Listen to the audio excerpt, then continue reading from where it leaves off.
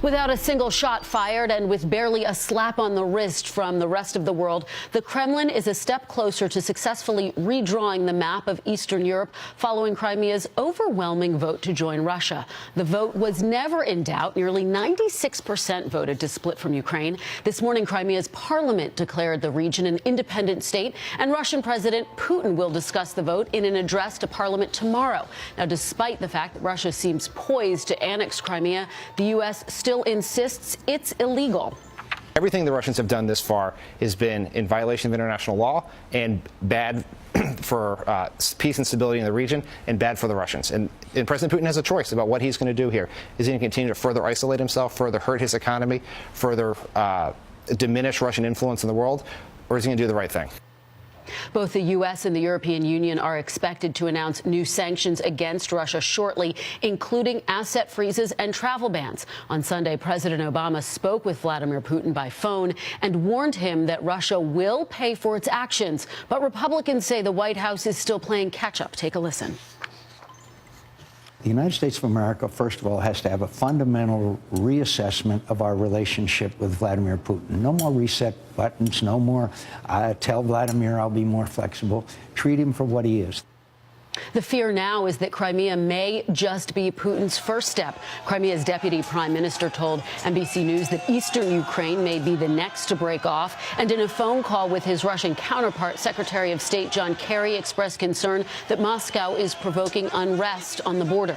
Today, Ukraine's parliament endorsed a partial mobilization of 40,000 reservists as they prepare for a possible war. NBC's Ian Williams is inside Crimea and joins me live. So, Ian, what's the latest? What's the mood there? Well, the mood is pretty celebratory here in Simferopol, where we saw pretty big crowds on Lenin Square last night, flag waving, a concert going on. They really feel they've got what they wanted.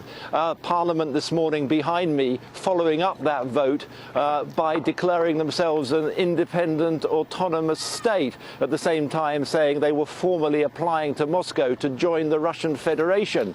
Interestingly, this morning as well, some fresh characters out on the street. Riot police, almost certainly Russian policemen, in brand new kit, brand new sparkling riot kit, patrolling the streets here. So the Russians effectively have been in control of Crimea anyway for the last 2 weeks, now with their military presence. Now this vote, 97% almost, was a huge achievement for the government here. It's of course very much a Soviet-style statistic and only 3 points shy of what Kim Jong-un achieved recently in North Korea. That said, I think the vote was overwhelming, although there is a significant minority here, the Tatars, who did boycott the vote, Kristen.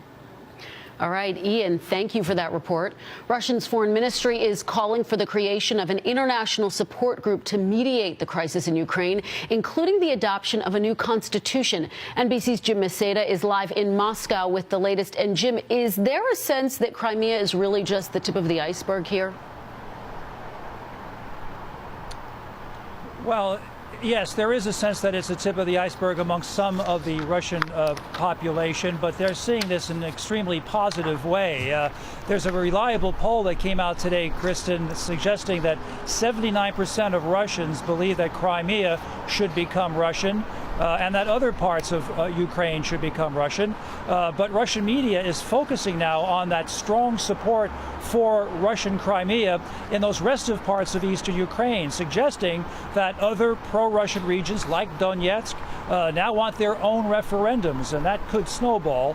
Meanwhile, both Russian houses of parliament are trying to streamline annexation for Crimea. Putin has said he'll address a joint session of parliament tomorrow on Crimea. So the sense here is that Putin will formally approve the annexation of that strategic peninsula despite worldwide condemnation. Now, it's a process, we're told, that'll take a couple of weeks and will likely trigger further sanctions beyond those being announced today by the EU and US. However, analysts do tell us that Putin is likely to keep his forces, tens of thousands of them, built up along that border with Ukraine, keep those ethnic tensions volatile in eastern Ukraine, and remind everyone that if pushed, he can come back and strike again and take even more of Ukraine if he so chooses. Back to you, Kristen. All right, Jim, thank you for that report. Joining me now, Wyoming Republican Senator John Barrasso, one of 8 senators who traveled to Kiev over the weekend. Thank you, Senator, for joining me. I appreciate it. I just want to get your reaction to the referendum that took place yesterday, that overwhelming vote, and where does the U.S. go at this point? Well, they could have had the press release written on that before the voting even started, to the point that the Russians seized a Ukrainian gas facility before the voting started. So this is no surprise. This was not a real election. The question is, where do we go from here? We know that Vladimir Putin only respects strength. We know he already has troops lined up along the border of eastern Ukraine and is ready to pounce there as well. You were just in Ukraine. What did you hear from the leaders in your conversations? What were your main takeaways and what were they asking for? This was a bipartisan and united group of senators who went to listen to the leaders, to the president, the prime minister. They need help. They need assistance. They need sanctions. They need freezing of assets.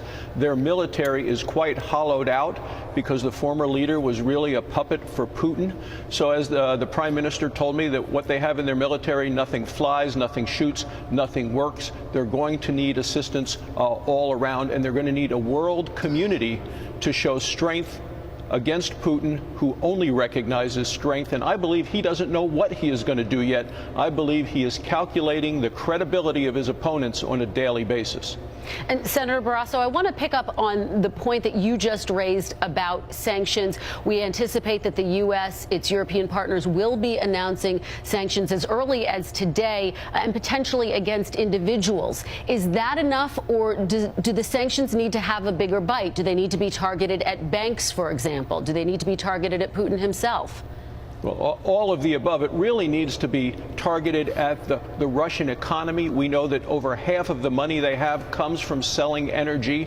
By holding the Ukraine hostage, by holding Europe hostage, the best weapon we have in all of this, Kristen, is energy from the United States that we could be exporting to undermine the prices that Putin can charge those who he continues to hold hostage. And Senator, I know that you and other Republicans are calling for that, but the reality is, even if you were to pass legislation tomorrow that sped up the process of approving natural gas exports, we wouldn't actually see those exports start to take place for several years. So is that anything more than a symbolic action? I mean, isn't there more that the U.S. can be doing right now to send a strong message to Putin? The sanctions that you have mentioned are very important. We know that the Russian stock market lost about 10% of value. Their currency has been undermined as well. Those are important things. The economic sanctions, the freezing of assets. Long term, though, we have to undercut Russia's ability to charge exorbitant prices, over 4 times as much for natural gas as we pay in the United States, because the market is so limited. And remember, the first thing the Russians seized before the election started on Saturday night was the natural gas facility in the Ukraine. All right. Senator Barrasso, thank you so much for your time this morning. We really appreciate it. Thanks for having me.